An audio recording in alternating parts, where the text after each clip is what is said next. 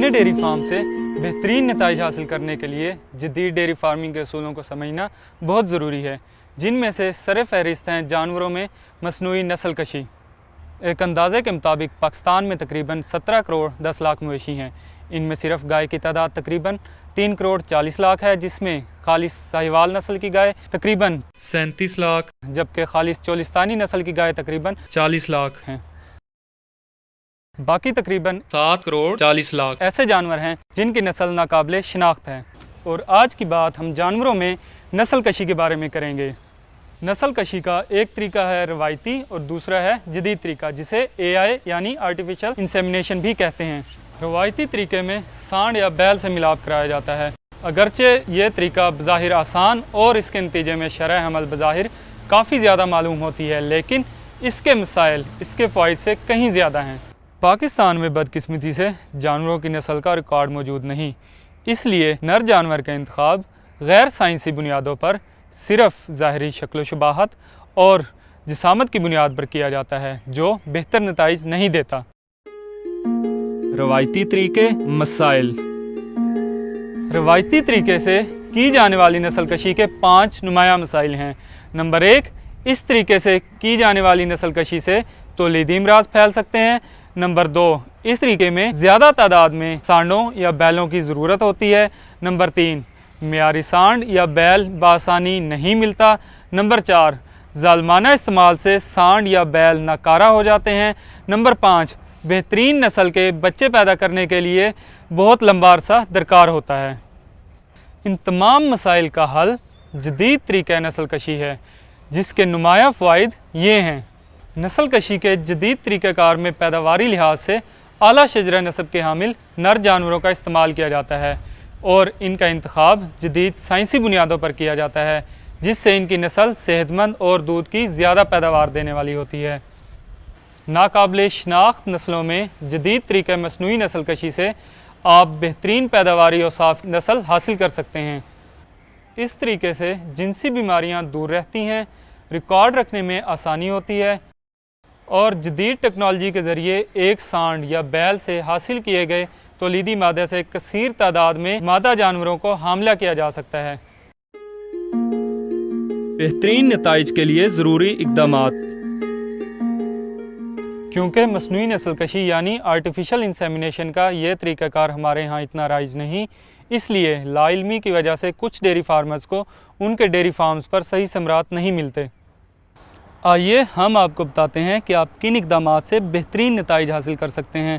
Number 1، سب سے پہلے AI technician کا انتخاب سوچ سمجھ کر کریں اور صرف مستند اور سرٹیفائیڈ AI ٹیکنیشین کو ہی اپنے فارم پر کام کرنے کی اجازت دیں۔ نمبر 2، سب سے اہم چیز جانور کے گرمی میں آنے کا مشاہدہ ہے۔ یہ مشاہدہ تجربے کی بنیاد پر ہوتا ہے۔ ہر ڈیری فارمر کو جانور کے گرمی میں آنے کا خاص دھیان رکھنا چاہیے۔ جب جانور یعنی گائے اور بھینس گرمی میں آتی ہیں تو یہ علامات ظاہر کرتی ہیں: دوسرے جانوروں کے ساتھ جارحانہ رویہ، کم چارہ کھانا، کم دودھ دینا یا ڈوکے ڈالنا، مخصوص آواز میں بار بار بولنا، جبکہ دوران گرمی بھینسوں میں خاموش رہنا بھی پایا جاتا ہے، بار بار پیشاب کرنا، تاریں کرنا، پیشاب کی جگہ کا قدرے سرخی مائل ہونا یا سوجنا، دوسرے جانوروں پر چڑھنا، دوسری گائے یا بھینسیں اوپر چڑھیں تو کھڑے رہنا، دوسرے جانوروں کو سونگھنا اور چاٹنا۔ اگر جانور صبح کے وقت گرمی میں آ جائے تو شام کو مصنوعی نسل کشی کی جائے۔ مصنوعی نسل کشی کا درست وقت جانور کی گرمی شروع ہونے سے 12 سے 16 گھنٹے بعد ہوتا ہے، کیونکہ جانور کی گرمی اس وقت عروج پر ہوتی ہے۔ یاد رکھیے، ایک دفعہ گرمی کا ضائع ہو جانا حمل میں کم از کم 21 دن کی تاخیر کر دے گا، جس کا مطلب ہے معاشی نقصان۔ سیمن کا انتخاب۔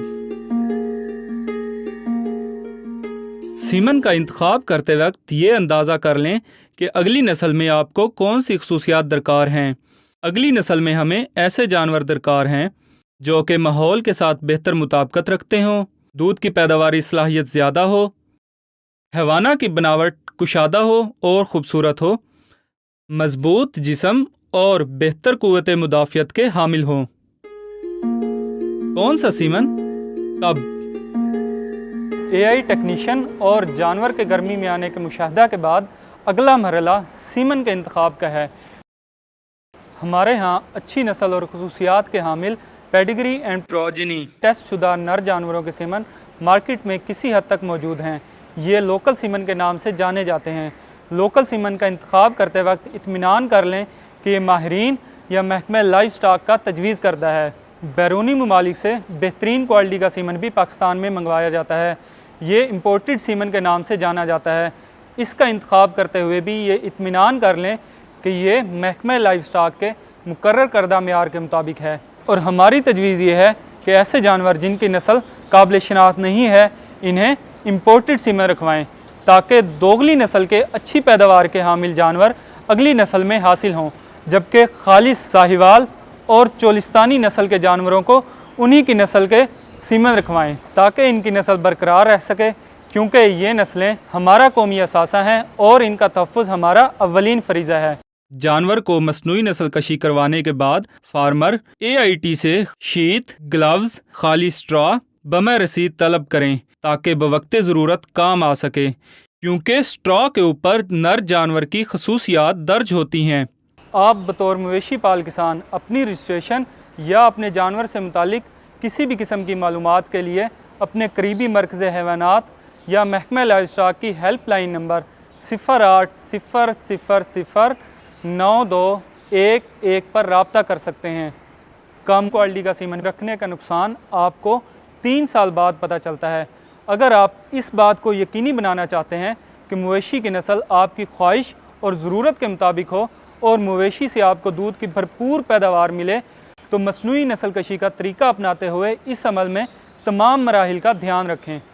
मवेशियों में नस्ल कशी के जदीद तरीके अपनाकर आप ना सिर्फ इनकी मौजूदा नस्ल को बेहतर तहफ़्फ़ुज़ दे सकते हैं, बल्कि इनकी आने वाली नस्ल से भी बेहतरीन कारोबारी फ़ायदा हासिल कर सकते हैं। साइंसी बुनियादों पर जानवरों में मसनूई नस्ल कशी के बेहतरीन नताइज सामने आए हैं और बेशुमार डेयरी फार्मर्स इन जदीद तरीक़ों को अपनाकर अपने डेयरी फार्म्स का मुस्तकबिल रोशन बना रहे हैं। ये मामला है आपके कारोबारी मुस्तकबिल का। आप क्यों पीछे रहें?